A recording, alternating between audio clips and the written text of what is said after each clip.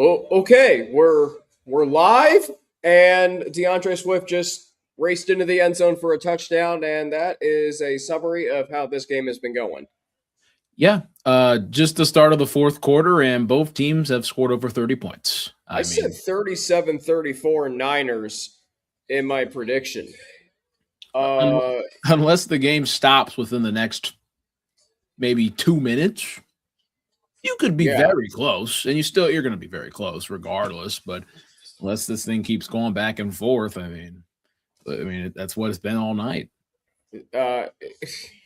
Let's make sure Cairo Santos makes this extra point, and then we'll formally introduce ourselves. There you go. All right. Kick is good, and that'll make it 35-35, 14:54 to go in the fourth quarter. Welcome to a live version of the Waiting All Day for Sunday Night podcast. I'm Alex Frank. He's Chase Younts. And we said this could be the game of the year between the Bears and the 49ers, and it has more than delivered through the first 45 minutes and 6 seconds. Yeah, it has. Once again, appreciate you guys tuning in, waiting all day for SNF. We've waited all day for SNF, and this is the gift that we've got for the last game of the 2025 calendar year in the National Football League. Obviously, Week 18 coming up on Saturday. We got one more tomorrow. We do have one more tomorrow. That's right. We're just all eyes are transfixed on this one. I'd say the last SNF game of the 2025 calendar slate. But, this has been one heck of a game, literally from the start, where Brock Purdy throws an interception, picked off, tip drill interception.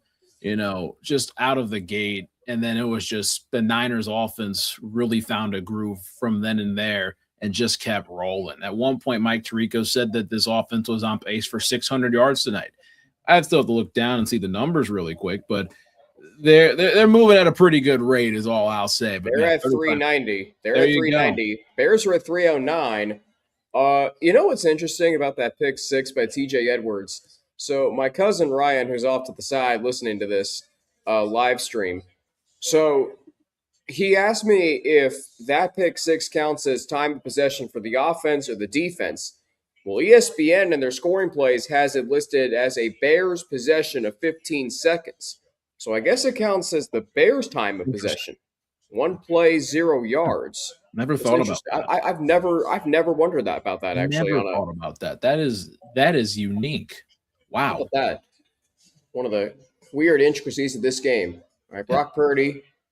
Boy, both quarterbacks have been so good on the move tonight, Chase. You look at what they have done outside the pocket. You knew Caleb Williams was going to do his thing. Yeah. But look at the movement that Brock Purdy has shown tonight, Chase. Look at what Chris Collinsworth said the whole night. The winner of this matchup, he thinks, with these quarterbacks would be the winner of who can do most when they get out of the pocket and trying to extend the play and finish the play has been the big thing.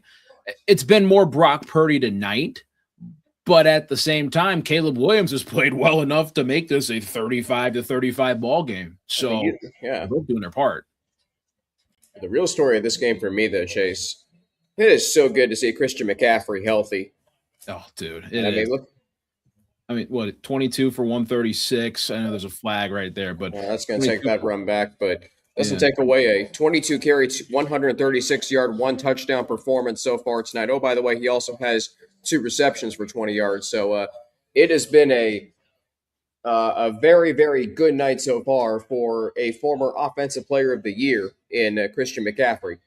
Yeah, and at the same time, the valuableness of Brock Purdy as a runner, as we just mentioned. It's not even just extending the play and everything else, but actually taking advantage and being a runner in the red zone is quite unique. Again, look at this pocket movement on the okay. So I'm a little bit ahead of you, so I'm going to try not to retrain. Rolling out to the left, squares his shoulders, picks up 5 yards. Okay. Like, it's little stuff like that, especially after a penalty, that gets them from 3rd and 12 to 3rd and 7, and it gets your offense in a very manageable situation where when you've seen Brock Purdy have time, that he's been able to find guys like his tight end Tongas. He's found Ricky Pearsall. He's found Jawan Jennings, Demarcus Robinson. I mean, he's found a couple of these guys out of the backfield, and this is the biggest down of the game. Every down of the game is huge. So let's see. What a down in 7. McCaffrey split out wide a little bit. Are you kidding me?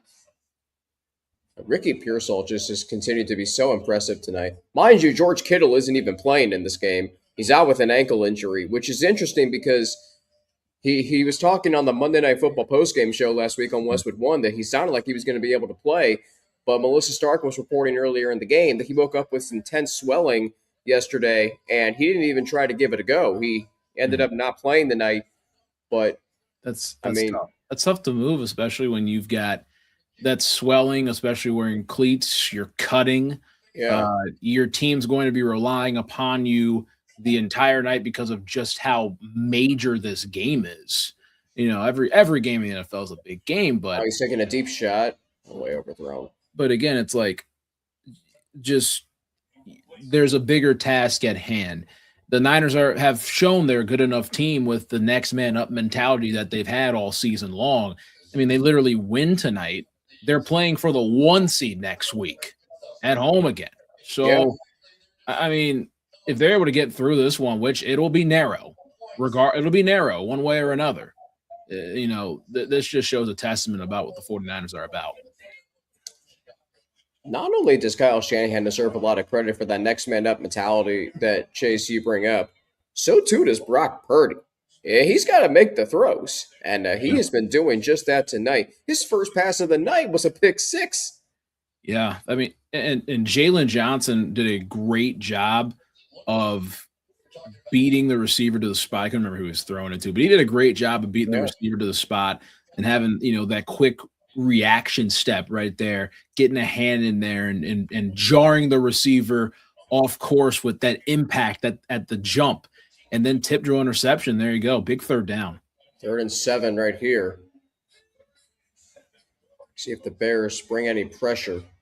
Well, they did and affected the throw. All right, so you're at the 42.5-yard line. Do you consider kicking a 60-yard field goal? Do you go for it here? In a situation like this, I know the wind has been a bigger factor tonight than normal. I think they might punt this. So you try to pin the Bears deep. Thomas Morstead's off vacation again. Defensive stops have been at a premium. And Morstead does have some punts tonight. He does. He has a couple. But, yeah, he's been on vacation for literally a month. I mean, he's got 2. That's a good PTO. So the Niners are 6 of 9 on third down. The Bears are 3 of 7. That's a good punt down to about the 11-yard line. I think NBC will take a break here. Thomas Morstead has been around for a long time. Let's take a look at some, let's go to some of the key games today. Obviously, the big one in Western New York, the Eagles and the Bills. The Eagles winning 13-12. Yep. So the big conversation is going to be if the Bills should have attempted the 2-point conversion at the end of the game with 5 seconds left. My thing, Chase, is if you get it, life's good. If you don't get it, you're going to get criticism. But I also agree with the fact that your kicker just missed an extra point. It was raining. It was sloppy. You may not trust the kicking game completely. I'm going for the win right there. If you get it, great. If you don't, so be it. You're 11-5. You're in the playoffs. Although, unfortunately, now for the Bills, they may be a 7 seed. Who would have thought that at the start of the season? And they would go to New England, possibly. Oh, God. For context, so the first half, I watched the entire first half. Then the second half, I was playing basketball. When I got back, I just made it in time for Josh Allen's tush-push touchdown. So was it a blocked extra point, or did he just straight up miss it? It was a blocked extra point, and you can probably guess who blocked it. Was it Jalen Carter? It was Jalen Carter. Okay. So that's the thing. Like, I didn't get a chance to see necessarily what the kick looked like. Did it look like it was going to go in? If it was it blocked like pretty? Oh yeah, his like up here. Okay, is where he got it. Okay. And again, you think about conditions. You think about that from earlier being your only time you scored. There's a lot of stuff that goes into it. I see both sides of it. I really do. You're like, you know what? If you got the right play call drawn up, if you haven't felt confident in the offense the entire day of trying to go down there and score, and then you want to get out of there with a victory, and you pull out your best play in the goal line situation to try to win. They had a throw. That was just great pressure from Philadelphia, and Josh Allen is leaning to his left, trying to throw it to his left, throwing off balance, which is tough for anyone to do, even for Josh Allen in some situations. But again, you look at it from the other side, it's like, well, the Bills did move down the field a few times today. They just weren't able to cap things off. And they did move down there in the third, fourth quarter to go score that touchdown, even though when there was a blocked extra point. So it's not like the Bills were just completely boxed in the entire game. They had opportunities and they moved down the field. They just weren't able to capitalize on anything. And Josh Allen, didn't necessarily do many great favors in some regards. How about Luther Burden, by the way, as the Bears and 49ers resume play? You were very in on him at the start of, in the offseason. Yeah. He has been sensational tonight for the Bears. Now with 6 catches for 119 yards and a touchdown after that play. I mean, he has been nothing short of spectacular tonight. Yeah. Caleb Williams, 16 of 24. His completion percentage was under 60 coming into tonight. That is going to go up a little bit. It will. Caleb's game is obviously getting out of the pocket. Necessarily, if this play, even just a simple 3-yard run. Yeah. But the thing is with Caleb, like, obviously his game is getting out of the pocket, extending plays, throwing on the run, making men miss, El Matador at that. But with him, if he's able to develop that processing clock of, I feel good about throwing over him. I feel confident about fitting some, because he's hit some tight window throws. There's no doubt about it. And he does a lot on the run, which he's one of the best on the run quarterbacks in the National Football League. But it's just, you'd like to see that a bit more in the structure and flow of the offense, especially in an offense that Ben Johnson has put together, which has been very well thought out of. And you also have a great rookie receiver in Luther Burden to say, where he's been a great explosive threat. DJ Moore's a veteran.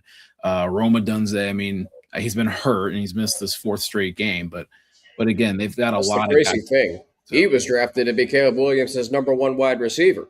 Yeah. Well, that's why they drafted Luther Burden. They needed an insurance policy, and he is more than delivered. Oh, wow. He made that QB sneak look easy. Ooh. Williams' game, Chase, is weird for me because you mentioned how he gets out of the pocket. And it's hard to describe because normally if you're out of the pocket, your percentage, your likelihood of throwing an interception goes higher. Yeah. But when Williams misses on throws outside the pocket, he's just not throwing the ball to anywhere near a receiver. Yeah. Tonight, what you're seeing is if something downfield is not there, he'll take a check down to DeAndre Swift. So you're seeing him do that more, and that's going to increase his completion percentage, and then it's going to bring guys down, which means guys are going to be open more downfield. I've got an odd thing to say, but it feels like Caleb Williams runs in italics. What a throw! Oh, my God, what a throw. Wow. Woo. Colston Loveland on the perimeter. Holy. Again. I mean, post Week 9, I know we don't like that, but man, he's been fantastic. He's been fantastic for the Bears. That's why they drafted him. Exactly. That high, too. I mean, I don't know. I feel like Caleb Williams runs in italics. It's kind of hard to say, but it's like when he gets out of the pocket, he kind of has a lean, like it's like he's pretty fast. Like, let's not get that twisted. He's a pretty fast quarterback, but man, some of those passes, especially those nice designs and everything else, he put a lot of zip on that football. That was a great throw, great concept and everything. And now the Bears all of a sudden at the doorstep of the red zone. Probably. Crazy thing is they've only rushed for 97 yards as a team tonight. DeAndre Swift is 8 for 49, 2 touchdowns. Kyle Monangai, who, has been spectacular this season, 7th round pick out of Rutgers, 7 for 34. And Williams is only 4 for 14. So 19 rush attempts. But yet here they are. Williams up to 281. He doesn't have a 300-yard game yet this season. Wow. He is very, very close to getting there tonight. Yeah, I mean, Niners have ran 17 more plays. And again, you can't really go back to the first drive and say, yeah, there was only one play. But at the same time, like the Niners dominated time possession so heavily in the first half, and the Bears were just scoring, with what little they had, what little time possession they had. They just hung in there. They hung in there when the Niners were throwing punches early.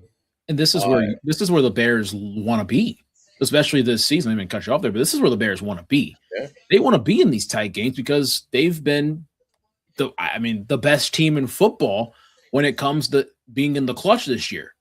They've won six games, right? 6 games when they've been trailing in the final 2 minutes. That's almost unheard of. It's ridiculous. I mean, could you think about the ways they lost games last year, which, I mean, they very well could have won those 50-50 coin toss. Completely flip. Yeah. It's a complete flip. That's how it seems to be in the NFL, but maybe not completely. But for the Bears, that's what it's been. And you want to know how you have a good head coach? Look at how much better he's made your team, and look at how much the team he left has gotten worse because he left. Yeah. And the Detroit Lions have some major issues, which we will talk about on our midweek shows into the offseason. So flag down here. You can't. That is going to be a. Yeah, and the official came in there. Yeah, that's inexcusable. You can't have that. Tatum Bethune. So speaking of linebackers, Football Night in America, the big news that was reported is that Fred Warner says that if all goes well, he could come back for the NFC Championship game, which you want to talk about a huge addition. A huge addition that is not from this world. I mean, Fred Warner, I think he's my favorite linebacker in the National Football League, man. He's going to be a great analyst when he retires too. That man is one of the smartest players in the NFL. Oh, 100%. All right, first and goal from the 10.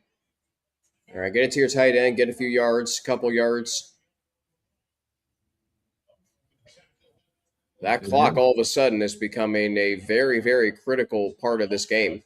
What they do? They got the ball at the tight end, got a couple yards. Boom. And this is a pretty lengthy drive. The Bears tonight, if you look at their scoring possessions, obviously the pick 6, 154, 124. They did have a 509 in the third quarter, pretty good, and then 458. So they're starting to do what the Niners did to them in the first half, which is keep possession of the ball. Look at that underhanded pass to Monungai, a guy right there to tackle him, though. At least I thought it was. I mean, that was like Patrick Mahomes just casually underhanded to your running back there. Oh, I bet you Chris is going to say something about that. I don't have my volume of ball. He has. Exactly. He has said something about that tonight. It's crazy. In a reference to a play that Purdy made, because it was the touchdown that Purdy threw to who was it? It was to a Juszczyk. And he said if that was Patrick Mahomes, we'd be talking about it for days on end. You don't hear about it because it's Brock Purdy. He was actually kind of, giving Brock Purdy some props. 3rd and goal here from the 11. Oh, that could have been. He just got very lucky. So he was trying to hit Monungai. He overshot him, and it was almost picked off. And Ben Johnson knows that. Wow. Excuse me. Hold on. I saw somebody like very familiar. I want to make sure this is correct. That ball has to be out either a tick earlier or it just has to be more on the money, and it was not. So that was who was that almost got that? Number 26 of San Francisco.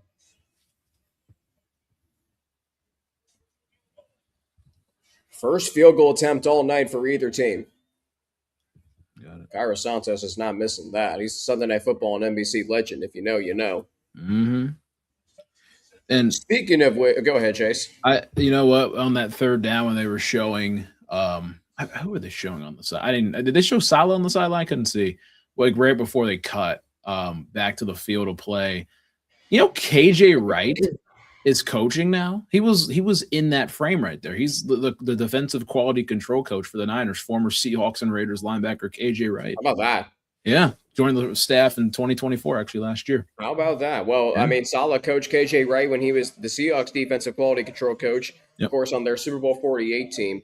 So, speaking of which, time now for a new segment on this show we call it This Day in Sunday Night Football on NBC History. And we start, Chase, on December 28th, 2008. This was the second game of your SNF on NBC streak. I'm sure you remember this well. Yep, your 52-21 game between the Chargers and the Broncos. Thought the Broncos had a chance early, but no, the Chargers ran away with that one, and they got the divisional round of the playoffs and won the division at 8-8. I remember Al Michaels in the open was talking about if Denver collapses this will be a very, very long 2009 offseason, and it was.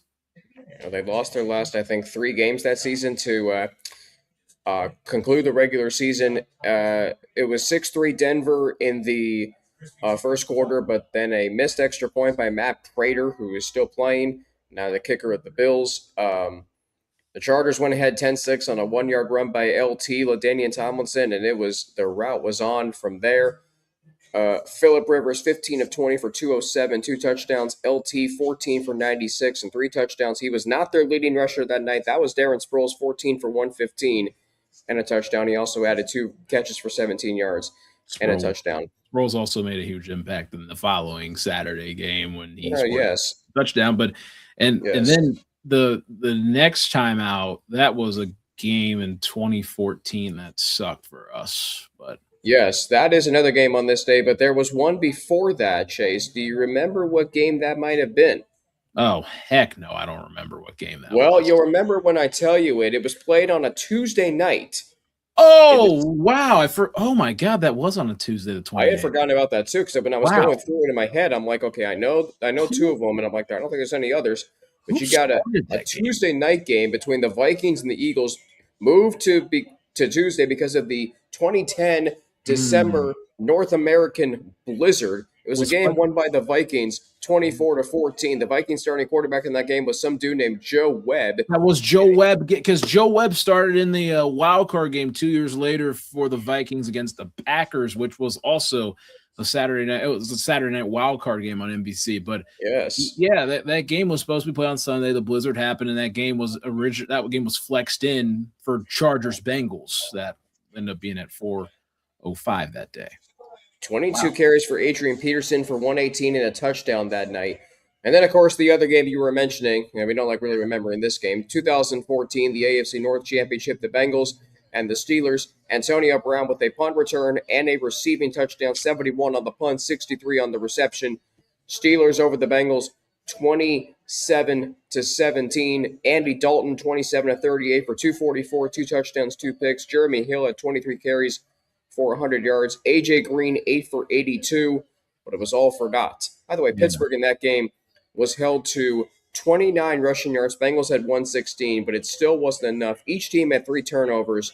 It's just Pittsburgh made more plays. A.J. Green knocked out with a concussion. He fumbled. He didn't play in the playoff game next week, and that was that. Same with Jermaine Gresham and, ironically, wide receiver and former Ohio State Buckeye Dane Sanzenbacher had an interception on special teams.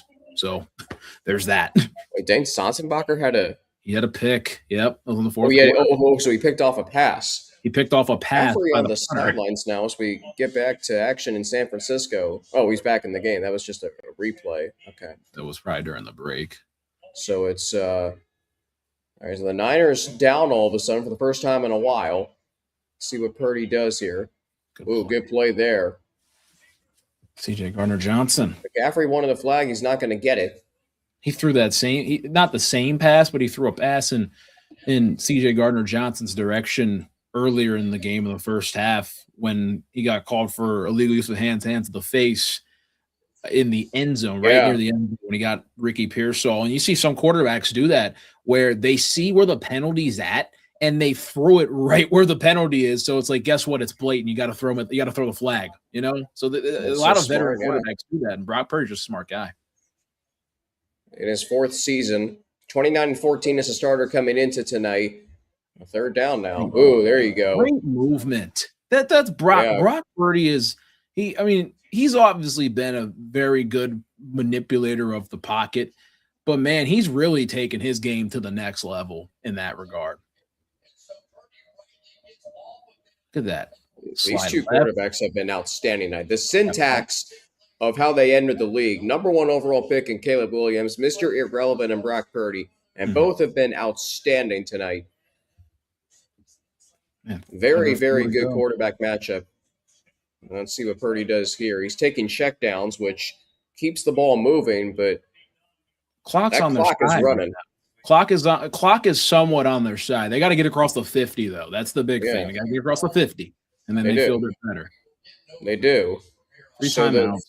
So the 49ers kicker is Eddie Pinheiro, who used to play for the Bears. Yeah. I don't know if you remember that.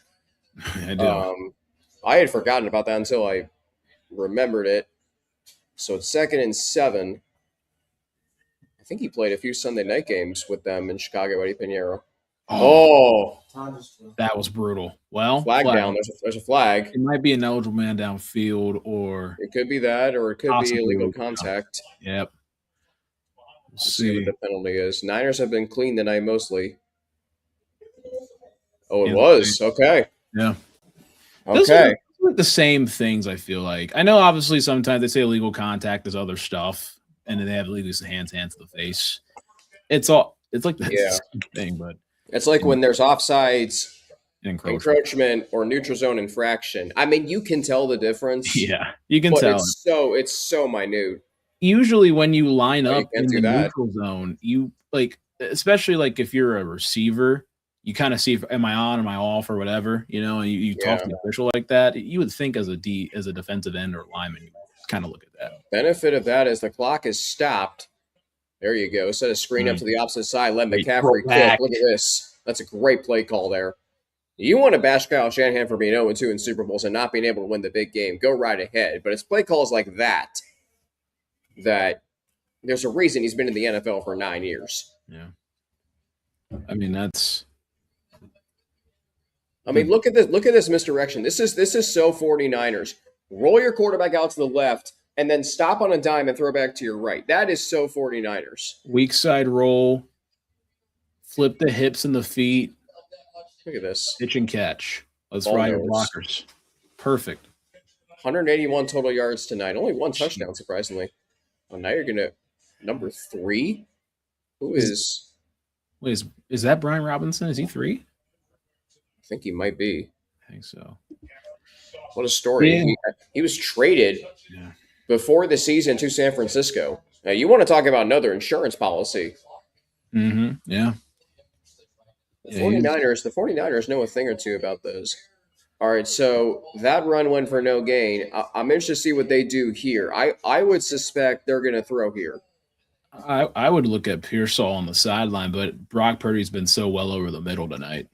I wonder if Jawan Jennings has a play here. Let's see who they go to here. Oh, my God. There you go. Oh, I called it. He's gone. Dude, you are on fire with these right now. But it's just knowing ball. That's the thing. Knowing ball and then just not second-guessing yourself. Exactly. They're going for 2. They're going to go for 2? That's interesting. I think that's actually – no, it is interesting because – it really doesn't – it doesn't make sense. I don't know why he's holding up – he was holding up it does because if you get it and the Bears score, they have to go for 2 to get up by just 3, which still allows the 49ers to tie it. I see it. That's fine. Because here's the thing. If you don't get it, the Bears can only tie the game with a field goal. This is actually a win-win situation if you think about it. I'm going to ask you a question. Oh, okay, they're going for 1. Oh, they're not going for 2. You were holding the 2 up. That's what I'm saying. Like before they cut, I was like, hold on. They did. Wow. 2? Yeah, I was like, hold on. Go ahead. That was odd. All right. So your question is this: Pinheiro makes the extra point, 42-38. Now this is exactly what we were hoping for. And this is exactly what the Bears were, I don't say hoping for, but the Bears thrive in these situations this entire season. The moon continues to swing in Seattle. There's a lot of sleeplessness going on there, but when is there not? Yeah, exactly. And the Bears are down with 2:15 to go in the game. Oh, so we've seen this movie before 6 times this year. As a band from San Francisco would say, for the movie that never ends, it goes on and on and on and on. They performed at halftime, by the way. They did. I wish we could have seen that. All right, so you were about to ask me something before. I don't want to speak too soon, but is Brock Purdy a top 10 quarterback? He has been. It's not that if he is, he has been before. Okay. And I don't disagree. Okay. I want to ask the amount of quarterbacks that you would take necessarily over Brock Purdy. All right. This is not, I'm not saying agree, disagree. Like, I'll kind of keep in my mind. Let's just go from the top and just keep moving down. All right. All right. Joe Burrow. Mahomes, Burrow, yeah. Allen. Lamar. Are you sure? Are you 100% sure about Lamar? I'm 100% sure on that. Lamar's okay. Yeah. Lamar, we've seen Lamar's greatest. All right. Stafford. Sure. Stafford, yeah. I can't really go beyond that. CJ Stroud. CJ's been an interesting one this year. All right, so okay, that's the thing. Context. Do you want to go with consistently over the last couple of years? Do you want to go with specifically? If you go specifically this year, the list is crazy. The list just straight up. Would you take how about Drake May? Would you take Drake May right now over Brock Purdy? I think I would. Honestly, I think I would too. I think I would. Herbert. Justin Herbert. That's interesting. That might be the most interesting one. That might be. I'm taking Purdy over Trevor Lawrence. Now that's interesting because Lawrence has been really good this season. He has. And I know obviously the one game I went to when the Jags played the Bengals, Lawrence wasn't the greatest, but he has been good this year. And I haven't watched the Jags a whole lot. I haven't got a chance to watch the Jags a whole lot. Well, I've seen them in the playoffs, but at the same time, But yeah, I don't know. The only time you saw them was that Monday night game against Kansas City. Yeah, really. I mean, we're going to see them a lot next year too. So there's that. But you will guarantee you we see a Jags-Texans SNF game next year or Monday night game. I hope so, or at least a Thursday night game for crying out loud. Give me something good, And again, it's like Herbert. I would probably lean Herbert, but again, it's a conversation. Trevor Lawrence is a conversation. Jordan Love's a conversation. Yeah. There's a few of these guys. Would you take Jared Goff over Brock Purdy? Not after Christmas Day. Are you kidding me? Yeah, I mean it's a legit concern. Dak Prescott. That's a really interesting one. Wow. That actually, I think that might be the most I don't have to say comparable to the two, but I think those two might be some of the most neck and neck right there in a way. Well, let me tell you, Dak's been great. Purdy's 3-0 against Dak, including in the playoffs. True. That is true. So again, I mean, you do it straight. This is interesting, but obviously we got this drive here. If Caleb Williams is able to pull this off, do you insert him into the MVP conversation? That might be a very hot take, far-fetched question. I don't think I do, but I mean, he definitely would earn his flowers if he's able to. 100%. I don't think he'd be the MVP, but obviously I still stand by what we were talking about on Friday or Saturday morning when you guys saw, but I still stand by the winner of this game's coach of the year. I mean, obviously, you still have more than ever after. I mean, what we've seen from the Niners tonight. I mean, they right now have 496 total yards of offense. Do you want to know who's not playing in this game for them? Brandon Ayuk and George Kittle. Both have gotten contract extensions this past offseason. Do you want to tell me that Kyle Shanahan's not deserving of Coach of the Year? Well, this game would suggest otherwise. So and then Ben Johnson on the other hand. If they go on ahead and win this game, 7 comeback victories this season in the fourth. Well, that would clinch it. Yeah, that would and win the division.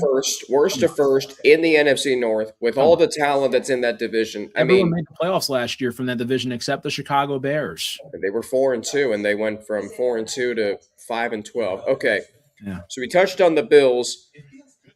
I mean, they may be a 7 seed. Look, Philadelphia wasn't great offensively today, but man, that defense can still fly around. Yeah, that's why they're a legit contender. I mean, again, they won it last year. They didn't look great for about a month, but that's why they're a legit contender. That defense steps up, and then we know their offense has the firepower ability.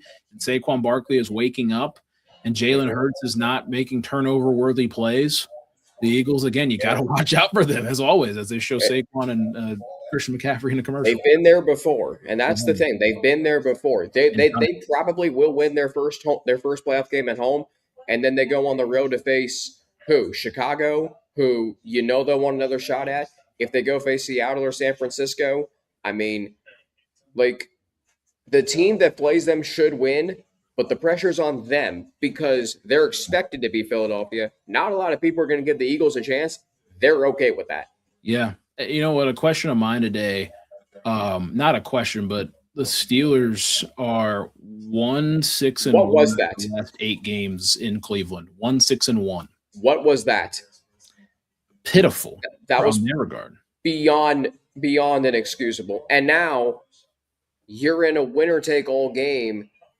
Well, we got the Week 18 schedule release coming up, so that's going to be a live and react. I got a mock scheduled for you. Okay. A couple of things, and we'll obviously watch this drive first, and then it just depends. Niners win tonight. Niners Seahawks SNF game 272. No question. I think that's no question. If the Bears win tonight, you go Ravens Steelers SNF game 272. Yeah, and those who say, "Oh, we have to watch that game," I will begrudgingly watch that game. Okay, fine. 30 million people will, and you'll be one of them. So exactly. And then Bucks Panthers Saturday night. I think we roll. I think that's probably the one game but then there's this wrinkle that if the Falcons win out, I mean, Atlanta ruining everything. They could. Who would have thought that? Let's see, Caleb. Well, if Tampa Bay had just held on to a 14-point lead at home on Thursday night, we wouldn't be in this position. Not one bit. All right, here we go. You couldn't get it to DeAndre Swift. Now the Bears have all 3 timeouts, so they don't. There's a flag on the play in the secondary. Ooh. Yeah. I've seen a lot of those this week. Yeah, I've seen a good bit. Ooh, holding. Okay. Chase Lucas, who almost had a pick on the Bears' last drive that ended with a field goal. So the call for holding there. Burden got that inside leverage on him. He breaks over the Coyote's toe. Yeah. Tough guy to hang with. Considering tonight, I mean, that is – if Luther Burden continues to emerge, Caleb Williams' downfield passing game and this Bears' vertical offense is going to be very, very hard to stop. Yeah. All right, here we go. Oh, tip ball. Alfred Collins, who was a terrific standout defensive lineman at Texas last year, has really been doing a heck of a job up front as a rookie on this Niners defense. That's a big guy up there. You don't want to be messing with him. No, you don't. I mean, he's got to be every bit of 6'5", 6'6". Man, he's a big individual. Maybe not 6'5", but he's a big, wide individual up front. This says 6'5", 332. Yeah, I would not want to mess with that guy. No, I'm good. I'm okay. That's why I don't play football. I feel it. I mean, I'm only 5'4", but hey, Muggsy Bogues played the NBA. Muggsy Bogues played there, so there you go. I'll tell you what, yeah, exactly. Get that jumper going. James Madison was 5'4", and he was the president of the United States. Hey, anything can happen. He also wrote the Bill of Rights, so there is that. Pretty important. But 3rd and 4. One might say. They got substitutions going on. 3rd and 4. Timeout. From the 49-yard line. Someone called a timeout, I think. Go San Francisco. Got a timeout there. Smart. Yeah, it's amazing what happens when you get the right coaches in this room. Chase, we talked about it earlier this week. I mean, you can look at what the Bears, they hire Ben Johnson to be their head coach. But their defense was a major issue last year, which is kind of ironic given that Matt Eberflus was a defensive-minded head coach. Yeah. So what they do? They go out and bring in Dennis Allen, who knows a thing or two about defense, especially in big games. And then you think about the Niners. Well, they brought back Robert Saleh. And, I mean, their defense, through all the injuries that they've had, next man up, you can look up their names in a phone book like you mentioned. A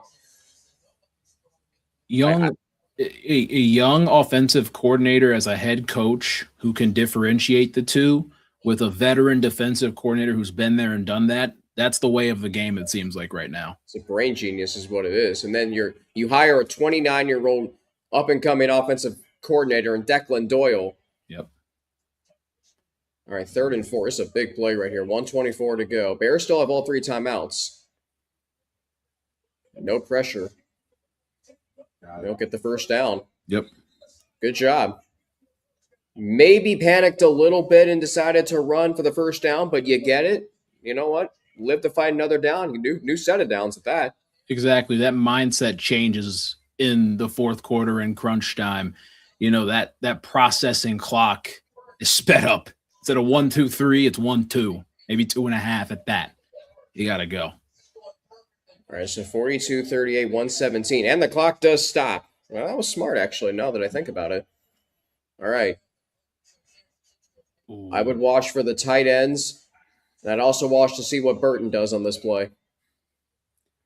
Oh, I'm gonna hold my reactions to when you react. I think I'm a few seconds ahead, but I'm gonna hold my reactions. You probably are, which is okay. That happens. Yeah, that's all good. I'm gonna hold the reactions though. We have YouTube TV, which is usually very, very good when they're not in contract disputes. Quite true. So I think we're switching here soon. This is game number 424 in SNF on NBC history. If you want to mention overall Sunday Night Football, which used to be on ESPN and TNT going back to 1987, it is game number 735. That's insane that you even know that. We misfired there. I calculated it today. I love that. So next year is the 40th season of Sunday Night Football overall, and the 21st on NBC. So that's going to be a fun season. Yes, it will. And now that we are both graduated from college, we will be all right, so 2 misfires, 3rd and 10. Well, 1 drop, I should say. 1:09 to go. You still have all 3 timeouts, so you're still okay. Let's see what they do here.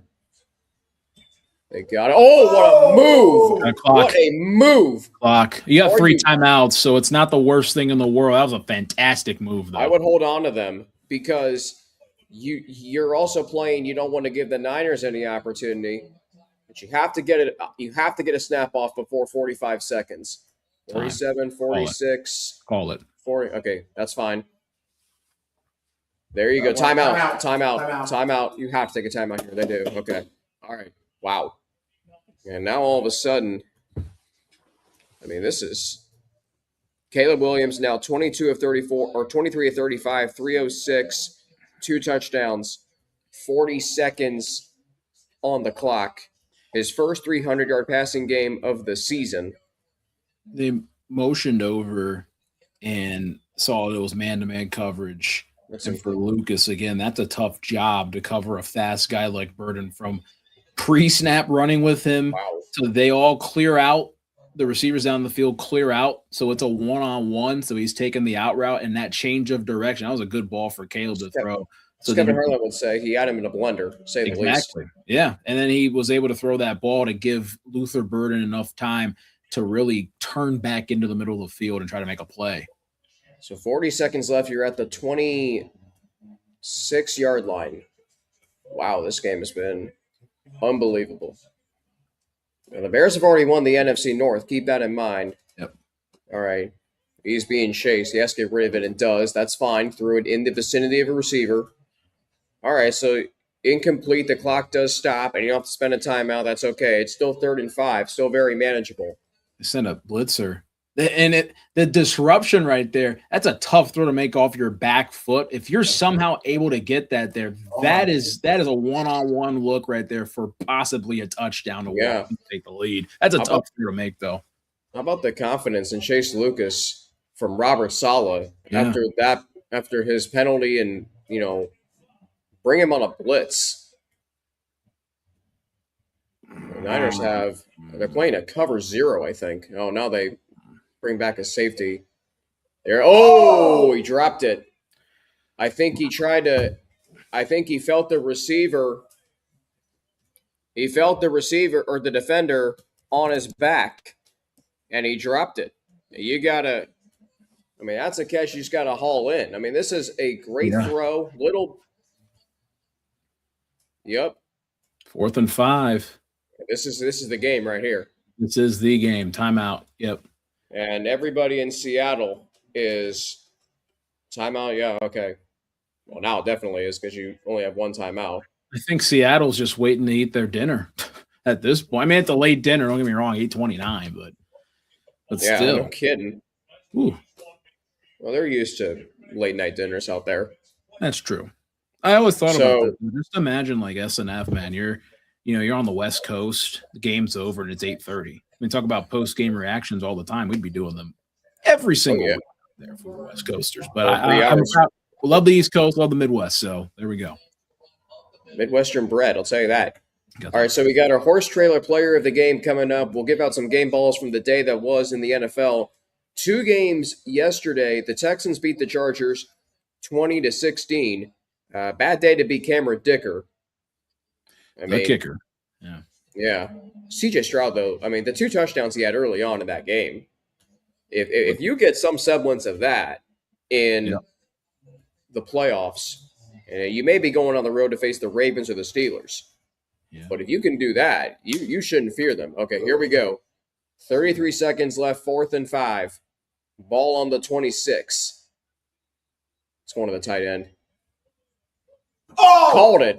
Colston Loveland. Not wide open. You have to call timeout there. You have to call timeout. Now you're down to 25. You're down to the 11-yard line. I mean, that was wide open. That's Ben Johnson right there.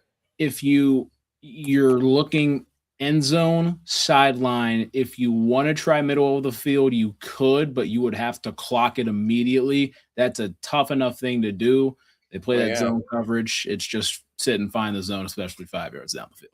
Look at he's just sitting there. Look how he moved that linebacker. Was that D. Winters that he just, moved with his eyes? I think so.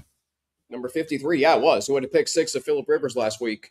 This is normal for the Bears this year. This is normal for the 2025 Bears to be in this situation. This is 26 seconds left. Ball is on the. This is competing with Week 1 SNF right now. Yeah, and the difference between that game and this game is this has been back and forth all night. And implications. Massive, to say the least. All right, so you're at the 13-yard line. See what they do here. You have to get rid of it. Yeah, can't take a sack. Yeah. Photographer caught that ball. Just throw it away. Okay, so but now if you go middle of the field, you essentially can't. Because now you can't. Yeah, you can't. That would have been the play to do it. Yes, exactly. Because if you go middle of the field, you have to spike it, but then it's 4th down. Yep. Exactly. So now you're thinking, okay, sideline. Your sideline. Unless you have a guy in the end zone. If you take a shot middle of the end zone, that's fine. Oh, hook and ladder. Oh, I didn't mean to bust it for you. Oh, I don't blame you. If it's a hook and ladder. They got to go. They got to go. Oh! What are they doing? Clock. Okay, but that's fine. Time. You got to spike it. Okay, spike, 10, go. 9. You got time. Ref has to stop. Okay, 5. Oh, wow. It's going to come down to this last play. I didn't even think about if you get a first down before a touchdown, and you do. Now you could have spiked it. Okay, so 4 seconds. I'm okay with that play because it got a first down. It didn't get a touchdown, but you got a first down. Oh, my God. I did not mean to do that. I did not mean to do that. No. You didn't tell me what happened. You just said hook and ladder. I didn't know what was going to happen. That's a brilliantly designed play. And they ran that play. Ben Johnson ran that play with the Lions in San Francisco last year. He did, and in Arizona, too. Yes. He probably ran that. He's going to delay the game. Oh, never mind. Okay, here we go. 4 seconds left. A 2nd and goal. That's the late game. No, they did not call delay a game. Oh, boy. Look at that. Here we go. What do you have to throw it. You have to just throw it. Oh. Seahawks, Niners, SNF. There you go. Well, there you go. Now the Niners are happy they didn't call it delay a game.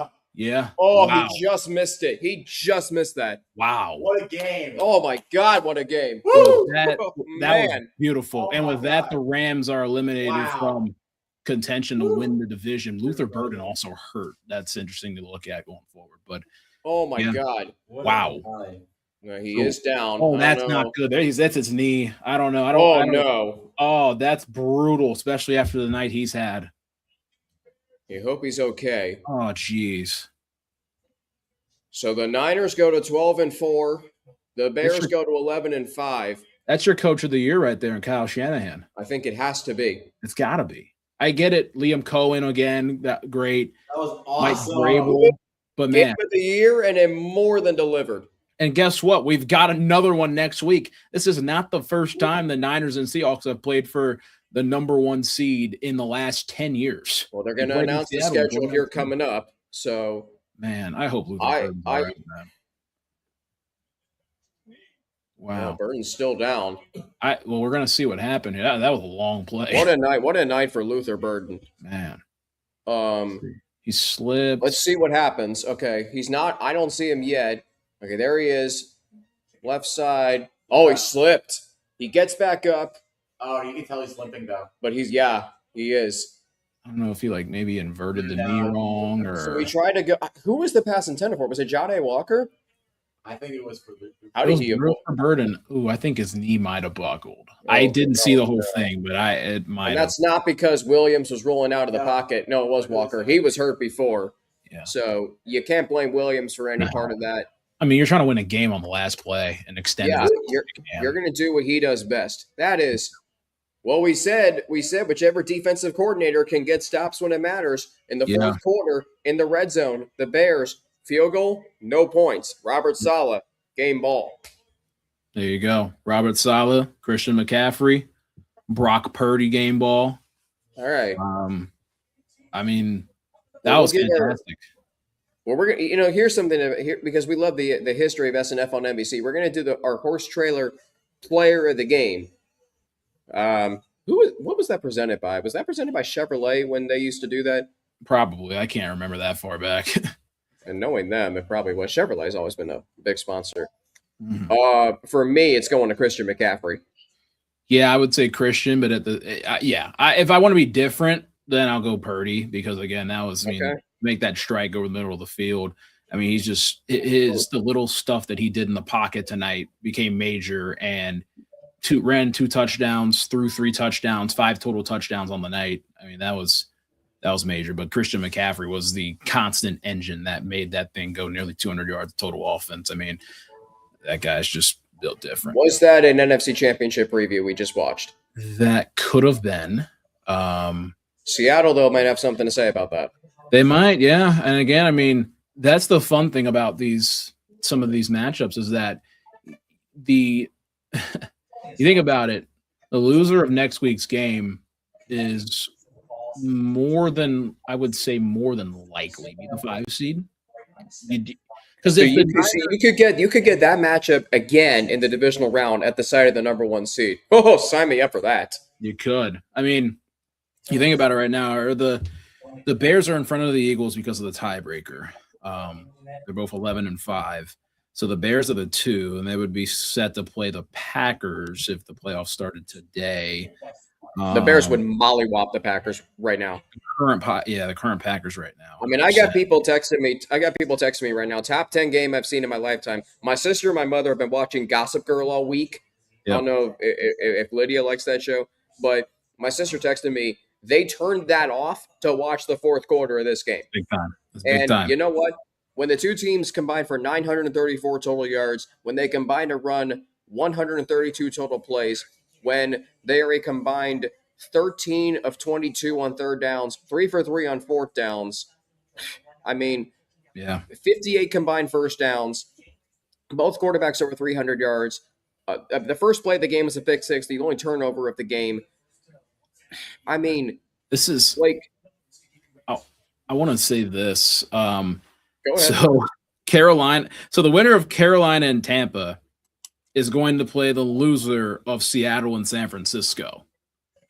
More than likely. Possibly the Rams. I think if the Rams win out and Seattle loses next week, I think the Rams would have the tiebreaker over Seattle. You know what's funny about this is it's the opposite of 2010 when the NFC South had the way better record than the NFC West champion as the Chevrolet postgame show begins. So we're going to get the schedule, I think, maybe right here.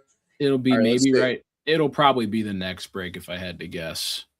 I would think, but again, we could. Whew, that game was so good. Nope, we're getting it right now. Here we go. All right, hold on. You're ahead of me, so don't spoil it. What? Ooh, I don't. What? That is shocking. I kind of saw this.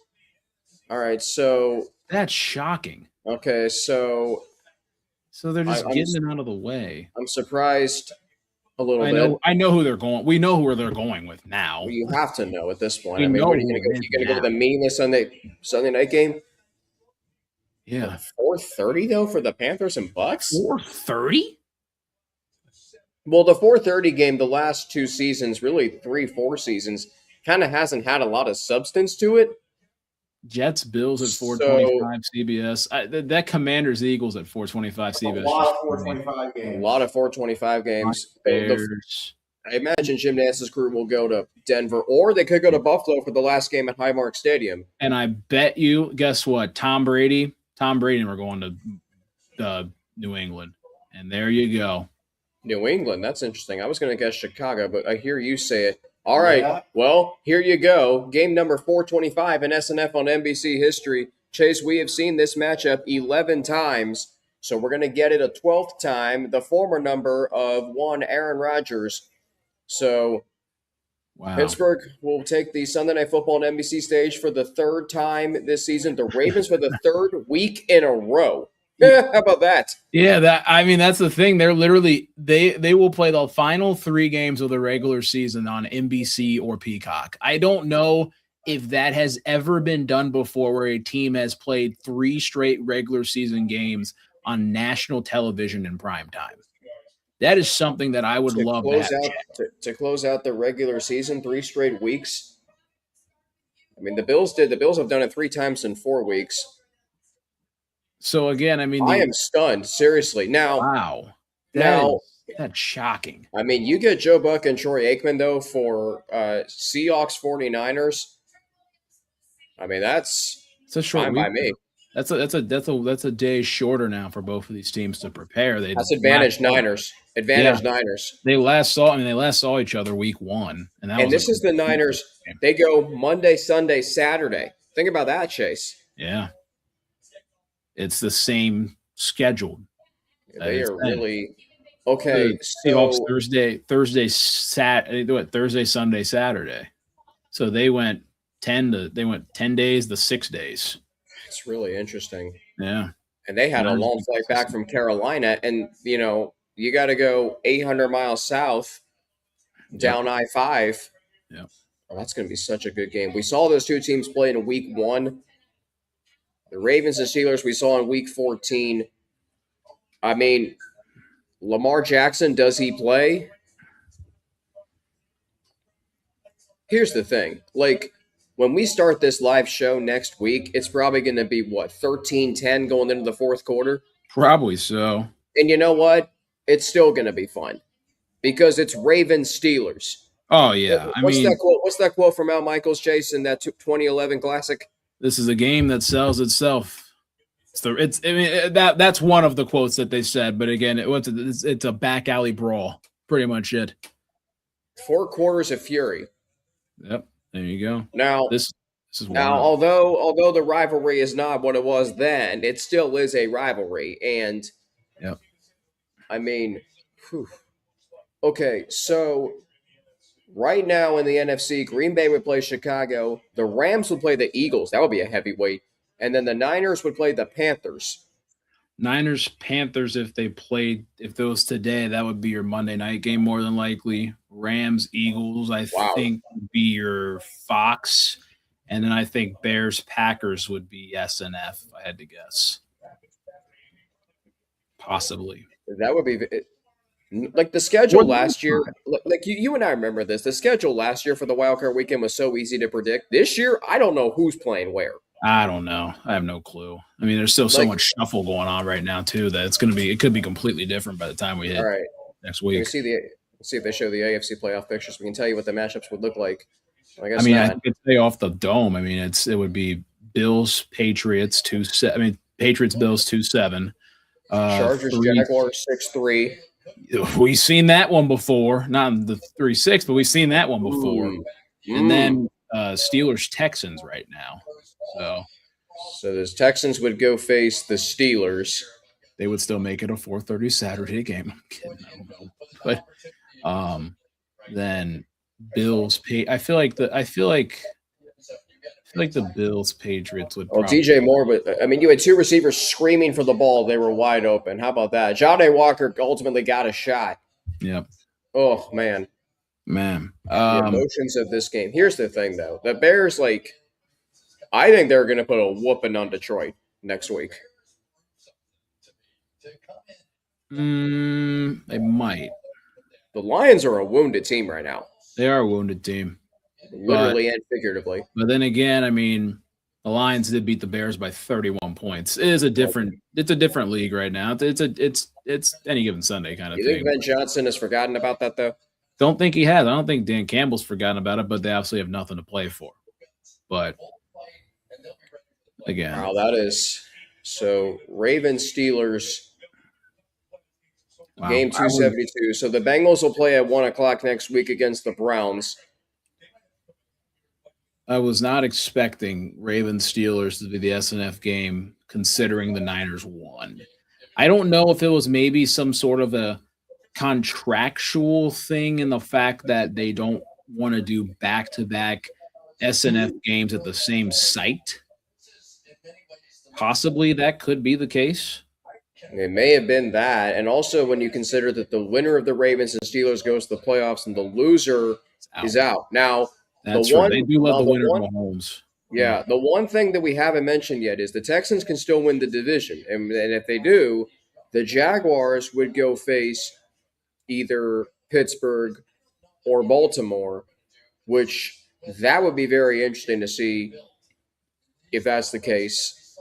Jags have fared well against Pittsburgh in the past. Now, do we know the networks that are going to be carrying playoff games on Wild Card Weekend? We don't know all of them. We know obviously CBS had two last year.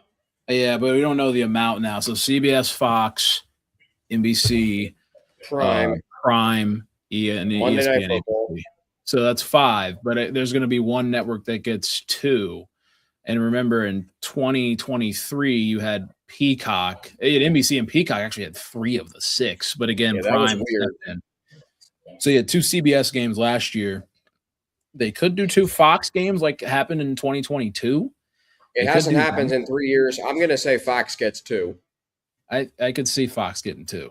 So would that mean they get 2 NFC games? I would say Fox probably gets 2 NFC games, and then I feel like they would probably do the Monday night game. So it would be Fox getting 2 NFC, and ABC gets the Monday night 4 versus 5, which seems to be the theme there. And then and then you would have the AFC, CBS, Prime, and NBC. I'm gonna guess the winner of the AFC North gets the NBC game. Probably so, because it would make it easier for those guys, especially on the preparation side of things. It's like, well, you're just there, and we're literally going to stay or go to Baltimore. Yeah, the South will get the Prime game. I think the South gets the Prime, and then, which by the way, Prime has never been to Jacksonville for a game, so that'd be interesting. Yeah, they've never been. Michaels was there a couple of years ago when it was NBC, but that probably would have been the Prime game. That probably would have been it in 22. And then CBS, the AFC, they would get the Patriots. Well, if it's Bills Patriots, they're totally gonna give CBS that game. That's like your 1:00 Sunday game. I mean, yeah. Let's call a spade a spade. Yep, it's probably your 1:00 Sunday.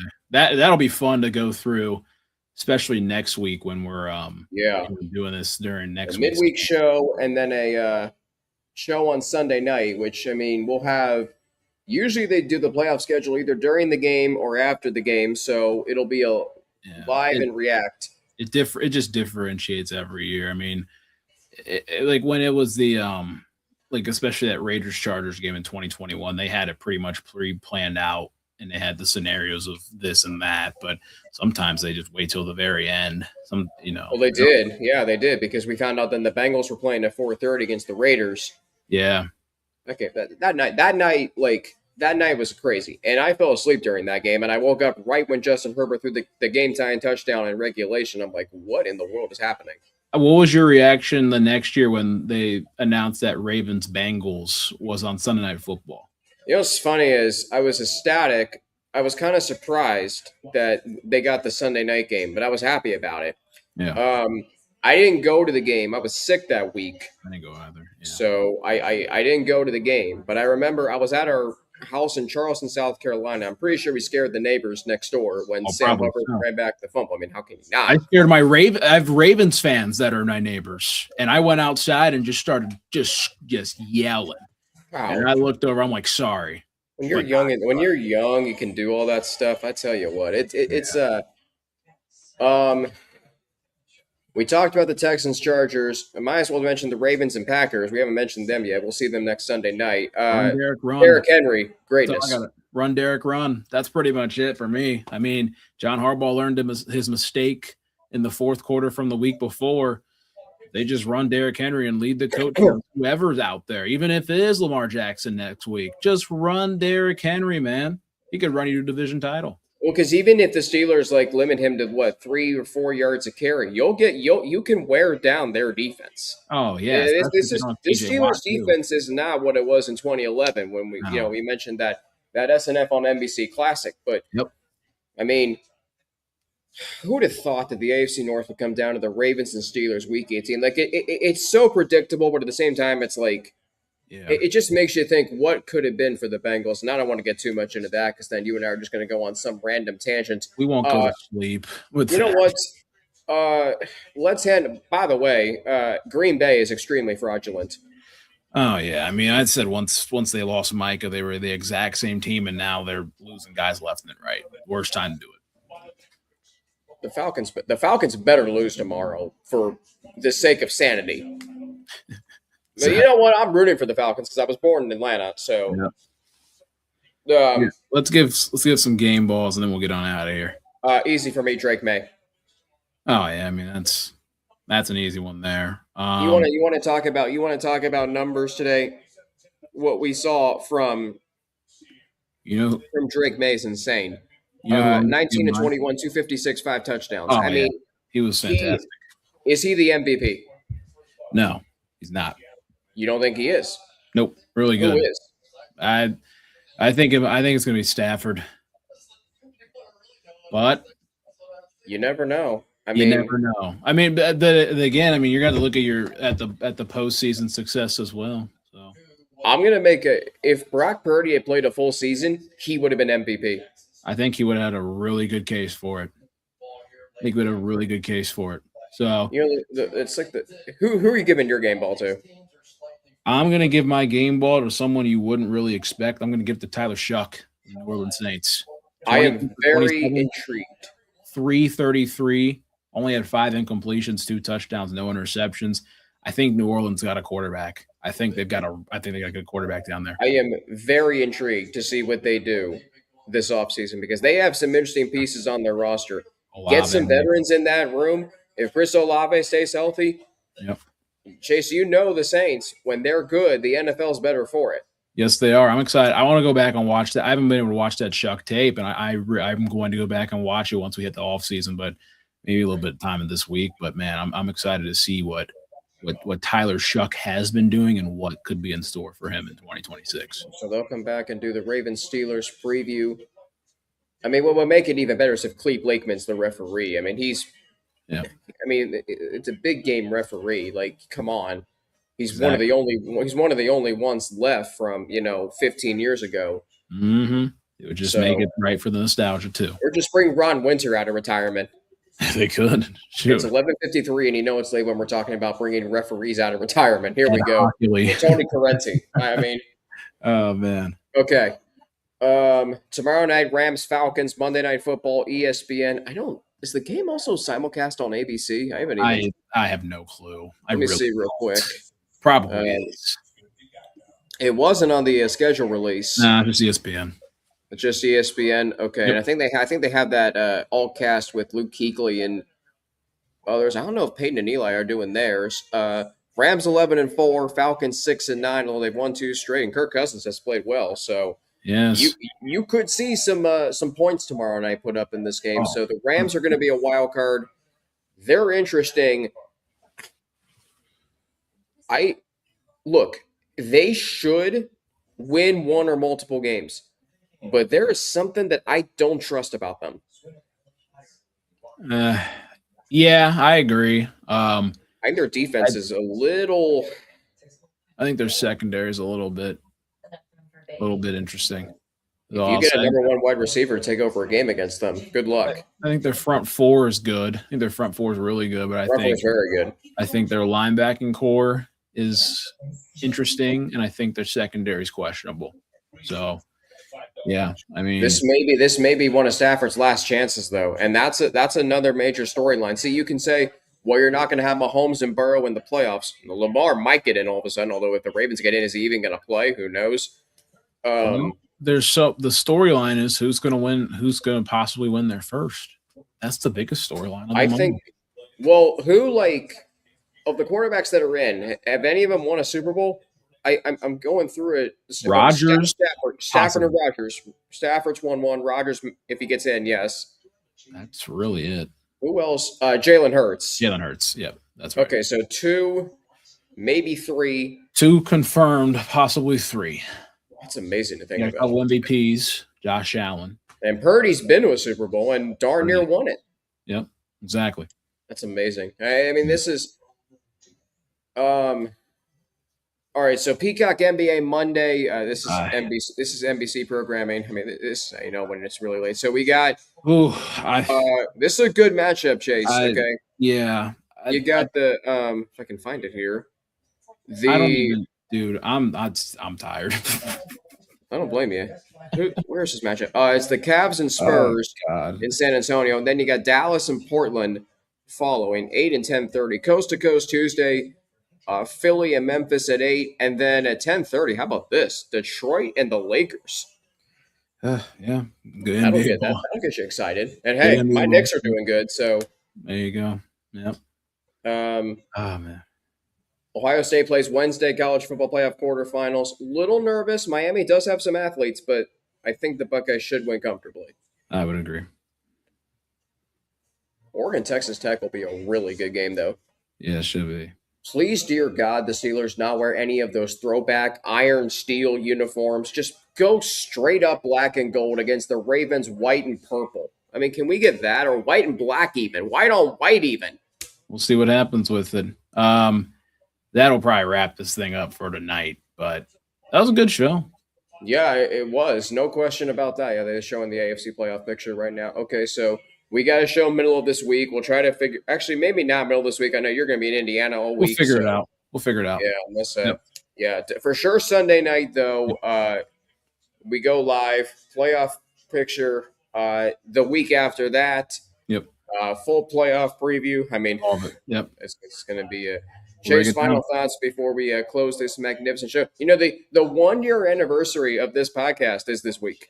Yes, it is. Excited. It's awesome. My final thoughts. Great game tonight. Can't wait to go to bed. I'm going to go watch The Sound of Music. That's a random, but you know. Hey, nothing wrong with that. All right.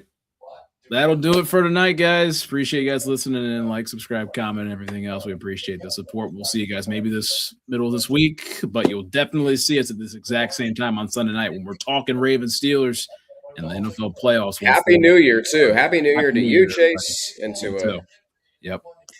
Happy New Year, everybody, and we will see you guys next time on Waiting All Day for SNF Podcast. Have a great night.